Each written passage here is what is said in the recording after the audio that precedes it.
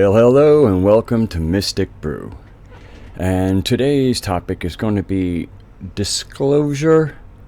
The race is on. I watched Jordan Sather's disclosure video yesterday. I thought he did a great job. Actually, it was kind of like while I was watching that, I was, just kind of taking some notes. And as usual, when people present things, I have my own little takes on things. So I took some notes, and so for me, I have four people that I consider to be in the, big players in a disclosure race. I wonder if I should adjust my camera every time I try to sit up. My top of my head's disappearing. So those four people from me, those four groups would be the Vatican, Stephen Greer, Disclosure Now, actually it's five, the government, and the military-industrial complex, or Russia. And part of that Russian thing comes from they're starting to break out a lot of they're doing a lot of red pilling lately. And so that's very interesting. And so now that's right. Let me just give me a second here. I'm going to go onto my desktop because I have something that I wrote months ago about the disclosure. Let's see if I can, hope I can find it. I should have done this before the show started. And,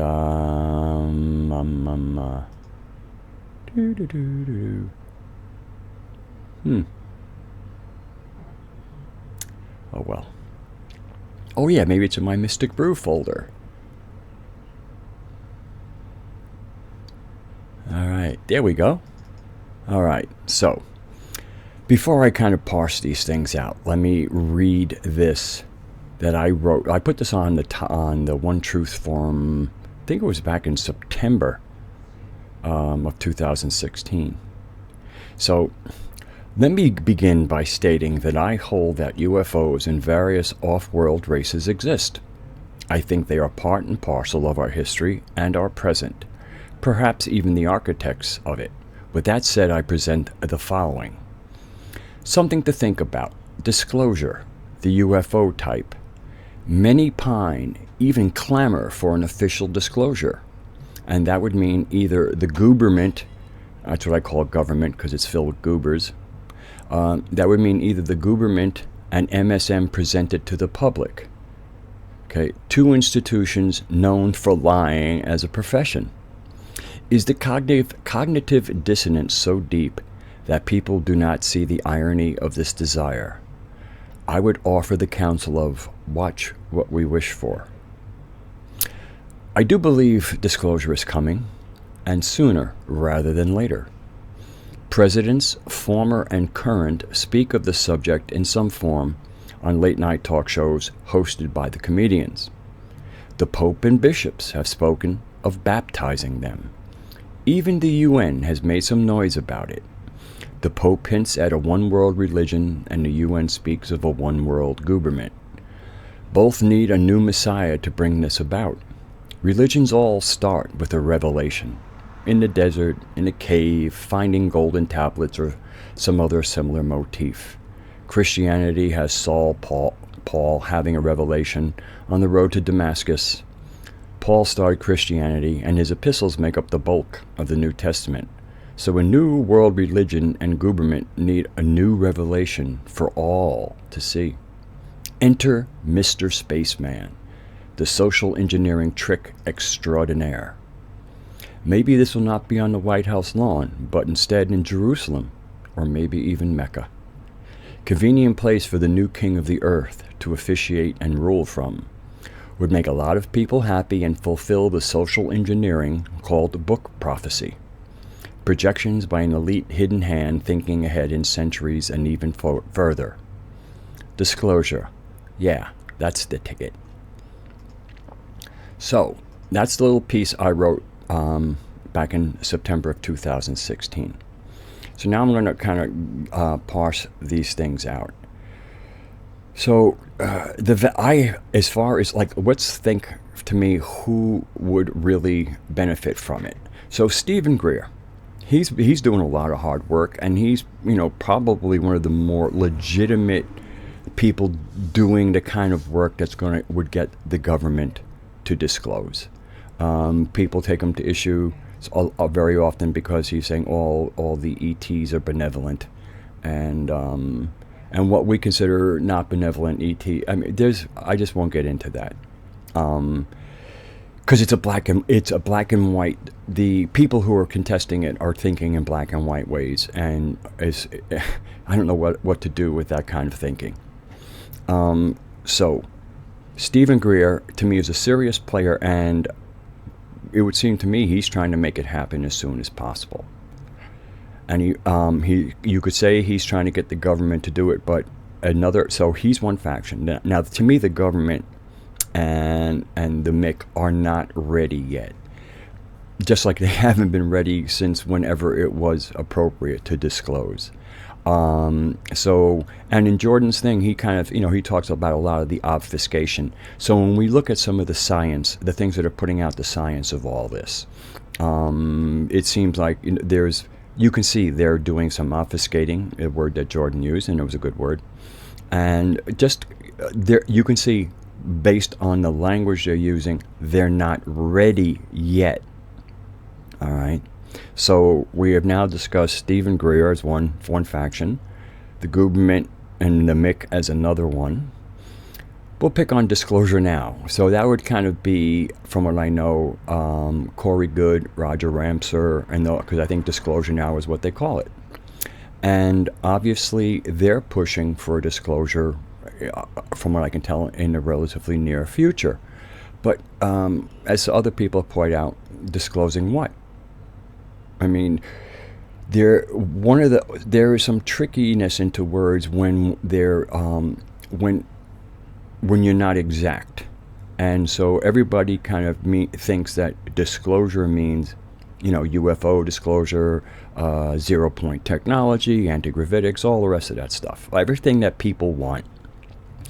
And then, of course, one of the things that is kind of hidden, and somebody revealed it in a post on the One Truth forum, that why a lot of people want disclosure is because they're tired of being the black sheep in their family. In other words, they have an emotional investment in disclosure so that they can be proven right. A lot of the desire for disclosure to happen is so that people can be proven right to their friends, family members who all say that they're nuts. So in many ways, this isn't their need for disclosure isn't as much for the good of mankind, although I'm quite sure they could circular reason how it is. But the language that they use, is not about everybody. It's personal language. So anyway, so Disclosure Now is another one, and so we've Stephen Greer, I think, would like disclosure of ET and advanced technology yesterday even. Disclosure Now, well, it seems like it's supposed to be happening soon. Maybe I'm going to be a real cynic here. Maybe when they have gotten their fatter bank accounts, that would be a good time. And I'm saying that in a cynical way, so don't go, oh, you're being a cynic. I called myself a cynic. Now we have the Vatican, and anybody kind of following the words of the Pope and other popes, I mean, they're preparing, at least the people who listen to them, and it's certainly the people who listen to the popes are certainly far more than just regular Catholics. I apologize for the noise outside, but it's hot out here. I don't use air conditioning, and people unfortunately do not respect the signs. Don't forget, I'm not saying rules. To me, the speed limits should just be honored for the sake of quiet. But anyway, so the Vatican. Based on the language they're using, the Vatican seems to be trying to pull together a new Messiah. Okay, and so I think they're looking for the right time, and I feel that in many ways it's getting a little on the imminent side. So who have we got? And so I've already said Stephen Greer, ready for today. The Goobs, not ready. Vatican, I think they're getting ready. Disclosure Now, who knows? Now we come to Russia. Now, the interesting thing is that we're reporting what appear to be, let's call it microbial life, or biological life on the outside of the ISS. Now, for people who don't think there are things that are out there and all of that is fake, obviously what I'm about to say will be just as fake. This is for the people who will follow where I'm going here. No disrespect for those who have their own opinions. So now this is going to tie in a little bit with the Sophianic narrative, at least as it's elucidated to me with the most clarity by John Lash. And of course, John Lash has fallen out of disfavor with a lot of people because he has some personal things that he did. And so again, where people are confusing the incredible message that he gave before all these little snarky things, all these little things about him came out. And it's not just a matter of, to me, of what he's written. It's I take what people have written, and then I spend a lot of time with it. I meditate on it. I do my own little traveling, inner and outer, and finally I come to my gnosis on it. And so the whole concept of panspermia, that from the center of the galaxy, where the propator or the prime God exists in our galaxy, that there was a period that they formed the concept and put their life force into some kind of a package we'll call panspermia, and that would basically, when they ejected it out onto the arms of the galaxy, had the potential to create it, starting at the one cell level, life form based on whatever environment it encountered and whatever energy source it could find to work with. So the microbes that fell to Earth did their own kind of building, and then we see even changes when there was no oxygen on the planet to when there was oxygen on the planet, how the microbes had to change, and again adapt to their environment. And so there is life everywhere. There are forms of life that can live on the plasmic energy that is ejected in any number of ways. I'm not going to get real scientific because details are where the silliness sometimes starts. So for me, the fact that they're finding microbial life out there is like, yeah, I mean, it's been there. And I've also watched some of the feeds from NASA, and while other people are looking at the big UFOs, I'm looking at all what look like moths around a light and what I call space plankton. So there's life everywhere, and that was the intention of the Creator, and in that panspermia was the ability to land in any environment and exploit it with intelligence and the ability to build up from one cells to multiple cells and then on and on and on in structure. And so the Russians, to me, are trying, I think they sense that the Vatican is probably getting ready or wants to get to the next, wants to be the disclosure people, and they want to do it for an agenda. I think Russia realizes that they have to get ahead of the Vatican. I don't think the Vatican is ready, right away, but they're building for it. They're building the climax language, the anticipation for it. And I think Russia realizes that if the Vatican gets to do it, it will create, it'll create some serious problems for our planet and where we need to go, and sovereignty. All right, the Vatican does not have our sovereignty at heart. That's why they claim to own all our souls, which is why all law is based on, on Vatican law, because by right, if they contract with Vatican law, therefore they can own our souls. And then you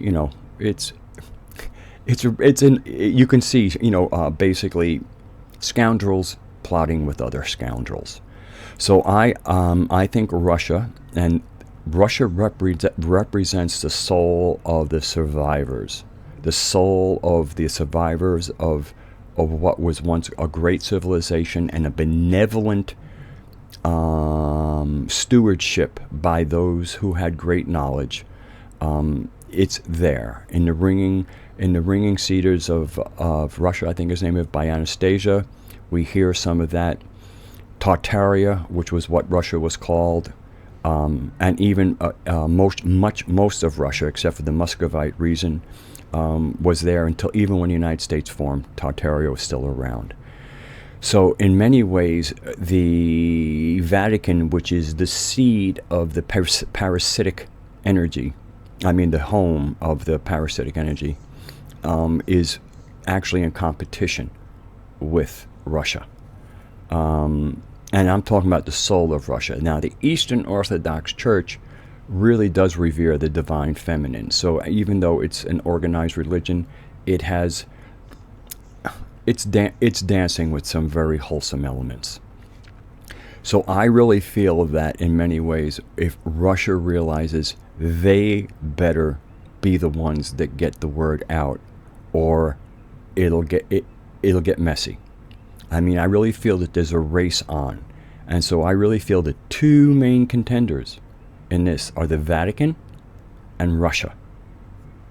Okay, they have the Vatican has the most to gain, and in many ways, Russia, as representing the sovereign, the real human, the God, the God-connected, wise human, realize that they're not invested with this in the same way that the Vatican is, because they're not looking to take over your minds. They're looking to actually free our minds. The Vatican wants more ownership, and a one world religion would give them that.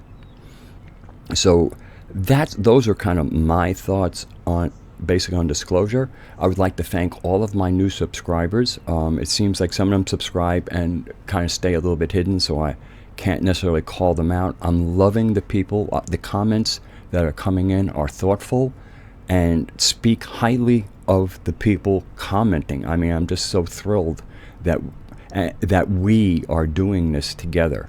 And if you read my comments, the word we and us is a part of the language, and not you and me, because we are doing this together, and I'm feeling it, and I'm loving it, and I hope you're loving it.